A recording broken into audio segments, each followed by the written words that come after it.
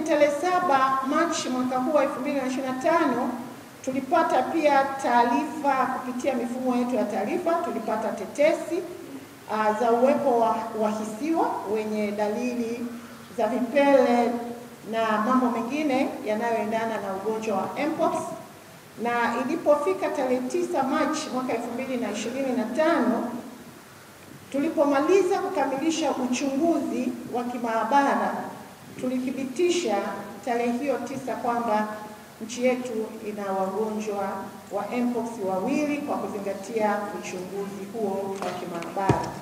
Lakini hata hivyo tunaendelea kufuatilia mwenendo wa wagonjwa lakini na wale waliotengamana ili kuendelea kuhakikisha kwamba Watanzania wanakuwa salama.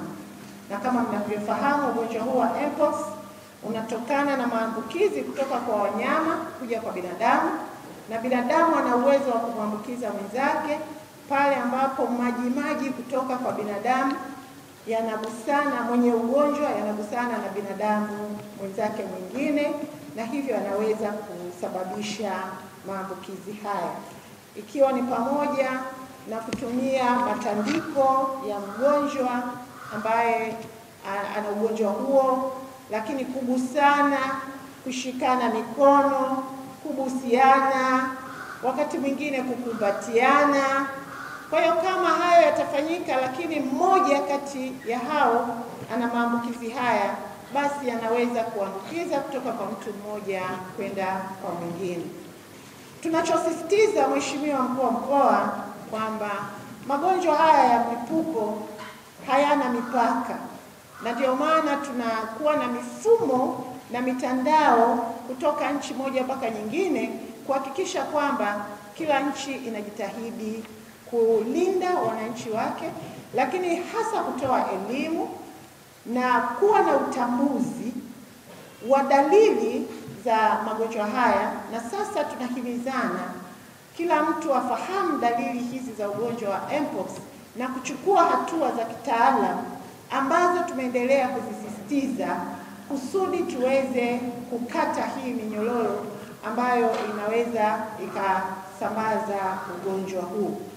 Lakini niendelee kusisitiza kwamba ni lazima kwa sasa kila mmoja wetu ajitahidi kufuatilia maelekezo ya Wizara ya Afya, maelekezo ya wataalamu, ikiwemo kuchukua hatua za haraka sana pale ambapo unaona una dalili. Kitu cha kwanza ambacho mkoa umefanya ni kuunda timu za mwitikio wa haraka, yani kwa maana ya timu za wataalamu.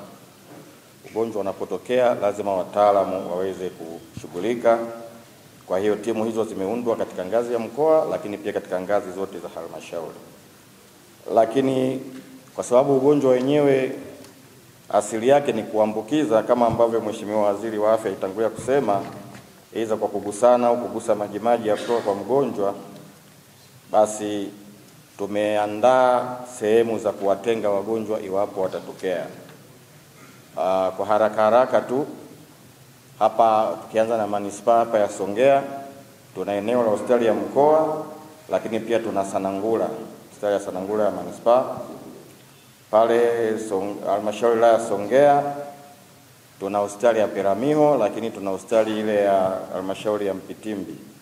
Upande wa Tunduru tuna hospitali ya halmashauri pale ya Tunduru, halikadhalika na Mtumbo hivyo pale Migelegele hospitali ya halmashauri.